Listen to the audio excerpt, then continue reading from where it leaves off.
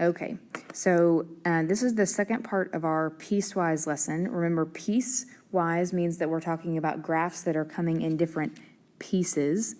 And I'm actually going to zoom in. We're going to do two examples where we write the equation from the graph. Okay, so remember, in piecewise, there are two different parts. Yet from the lesson that we just did, we have f of x equals. For some of you, I came around and we talked about how f of x equals the equation. You've got like equations in the front, and then you have kind of what defines the color part at the end. Okay, so let's take a second to just write the equations. So I'm going to pretend like this line on the bottom is the only line on my graph. So I'm actually going to ignore even where the circle is and just draw this line. If this was the only thing on here and I was writing the equation, my equation for that line would be y equals -1.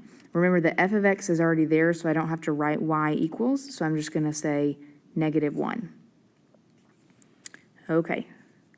If I had extended my other line, so I'm going to pretend like this line will go all the way through the graph. So if I extend this line and I go to write that equation, it is going to be y equals, or I'm going to think y equals mx plus b. So I need to find my slope and my beginning. It's beginning at -2 on the y-axis, and then my slope is up 3 over 1, right? Up 3 over 1. Okay, so there my equation is going to be y equals, you can say 3 over 1 or just 3x minus 2. All right, that's just basic writing equations. You all should know how to do that, but we can talk about it a little more tomorrow if you need a refresher. So we got the equation part. Now we need to talk about how would you have color-coded them. So if I was to shade in, we would notice this first equation, or this first line, is happening on this whole side of the graph. And if we pay attention to our x-axis there, that means I'm looking at x values that are less than this -1, or sorry, not -1, +1, right? X at +1, that's one of the breaking points. So when I write my values, this is for x, and because it's open on this bottom one, we're going to say x is less than 1. If we think about shading the other side of the graph, all right, this other side of the graph applies when x is greater than or equal to 1. All right, I've got a closed circle here, so that means I'm going to have x is greater than or equal to 1. All right, let's try another one and see if you can make sense of what we're doing here. Okay, so remember, each time we're going to have f of x equals, the first thing I want to do is to write my equations. And for equations, we're going to most of the time be doing y equals mx plus b, unless it's just a horizontal line. All right, so I've got two equations here. My first one, I'm going to extend it all the way through the graph. All right, there's my first equation. It is starting at +2, and the slope is up 1 over 1, up 1 over 1. So when I write that equation, that's going to be y equals, that's my f of x. This is the same as y, just so you know. All right, y equals 1x plus 2, because I'm going up 1 over 1. You could even write, some of you may even prefer to write 1 over 1x plus 2. Okay, so I got my first one. So now we're going to extend my second line all the way through. And the second line is completely horizontal, and it's crossing through 3, so that's just y equals 3. All right, now we need to think about our shading, or like the sections of the graph. So the first section of my graph is on this side, and it looks like that is when x is less than or equal to -1. I'm saying equal to because it's closed. Notice that it's closed right here on this dot. So that means I'm going to have x less than or equal to 1. Oh, sorry, -1. And then the other side of my graph, all right, that's starting at -1 and for numbers larger. So that means I'm going to have x is greater than -1. That time I just said greater than because for the blue, it's an open circle right there. All right, hope that makes some sense on kind of how we piece that apart. Okay, so this example is similar, except this time they're giving me the equation and they're asking me to graph. So that I'm going to be graphing, notice I'm going to be graphing 3 different pieces here. Okay, so our first piece is going to happen when x is less than 2. So on my graph, I'm going to find where x is 2, right, that's right here, and I'm going to be we're going to be talking about everything that's less than that. So I'm just going to kind of shade this way. I know that's not super beautiful.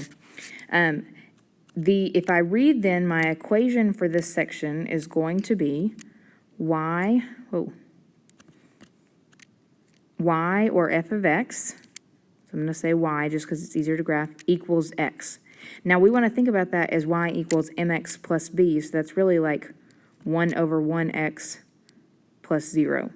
So that means I need to start at 0, and my slope is up 1 over 1, down 1, backwards 1, down 1, backwards 1.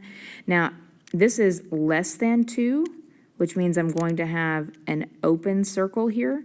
So when I go up 1 over 1 again, I want an open circle right here on the edge. So that should be open. All right, and then I can go ahead and make this line go all the way through my graph. All right, so there's the first part. That's the first piece of my piecewise function. Okay, so now we're going to switch colors. We did the first piece. So now let's look at our second piece is going to happen. It says our second piece is going to happen between 2 and 4. So I'm going to shade in, and we'll do this tomorrow also. All right, I'm going to shade in this second part of our graph between 2 and 4. All right, it says now the equation that I want to use is y equals 2x plus 3. So I'm going to lightly go ahead and use my pencil and say I'm going to start at 3, and I want to go, this slope here is 2 over 1, so up 2 over 1, up 2 over 1, 2 over 1. Now notice I made these in gray because I still had to start in the green section to count my points, but only the points in the red section count. They are going to be closed at 2 and open at 4. So that means in my red section, this is going to be closed, and then we're going to connect our pieces, and it's going to be open on that far end. Okay, our last section here is going to be when x is greater than 4. So that's my last section. I've got x is 4 and greater. So that's everything over here. Okay, in that section, they're telling me the equation I want to use is y equals, every time, y equals x squared. Now this, you actually don't know how to graph x squared yet, but we can pick points to figure out what are some easy things to graph. So they're telling me I want numbers bigger than 4. So if I plug 4 in, so if I say like f of 4, that's going to be 4 squared, which is 4 times 4, that's 16. So at the fourth, at 4, I want to plot the point 16, and I'm actually going to run, I'm going to run out of space here. So we'll just assume that 4 is going to be up here at 16, and notice it's going to be closed. And then if we did 5, if we found f of 5, that would give us 5 squared is 25, so that would have been even higher. So this other side is going to go up pretty steep. So I know you can't really see exactly what that looks like, but I just want you to recognize how you break that apart. You want to do color code first. So if you need to make a little star in your notes, do that. Color code first. Graph one part at a time.